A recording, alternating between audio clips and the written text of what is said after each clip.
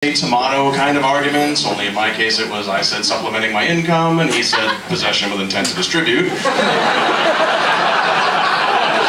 we're going to see which side the judge lands on. Pretty confident I'm going to jail. I'll tell you a little bit about myself. I had some surgery a little while back. It's what my daughter still refers to as the no baby surgery.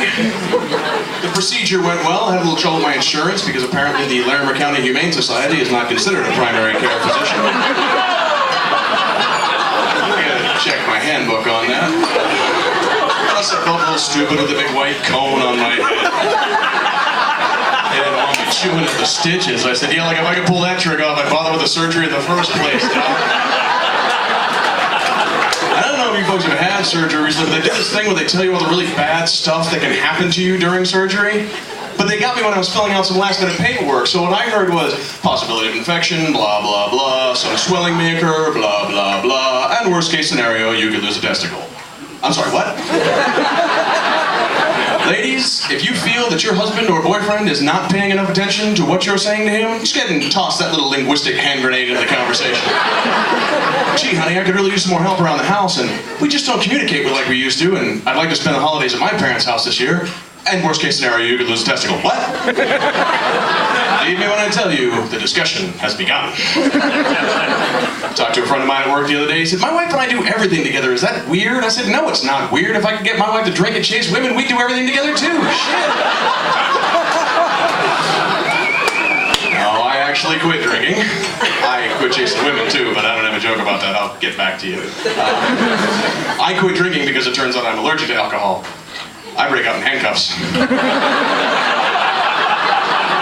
And because I got tired of conversations like, what do you mean I'm shut off? Do you have any idea who I am?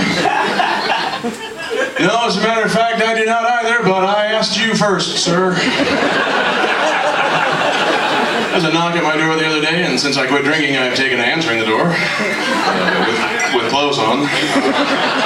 Because it goes a long way towards figuring out what they want. It cuts down on my court appearances, so win-win. There was a young man standing there, and he said, have you found Jesus? And I said, no, but I'd like to help. Where'd you have him last? Get my coat, we'll retrace your steps. I'm not even sure Jesus wants to be found. For all I know, he's in some kind of Jehovah's Witness protection program. Turning state's evidence against the Mormons, I think. That's an opinion. Oh, man. I talked to a friend of mine the other day. He said, I'm going to get a dog. I said, that's cool, man. What kind of dog are you going to get? He said, a Boston Terrier. I said, you're shitting me. He goes, no, I saw it on the paper for like $400. I said, $400 for something that weighs under 6 pounds, has bug eyes and shakes all day? Dude, go down to the rehab clinic, pick up a crackhead. Great. You want like a bologna sandwich and I'll clean the house once in a while.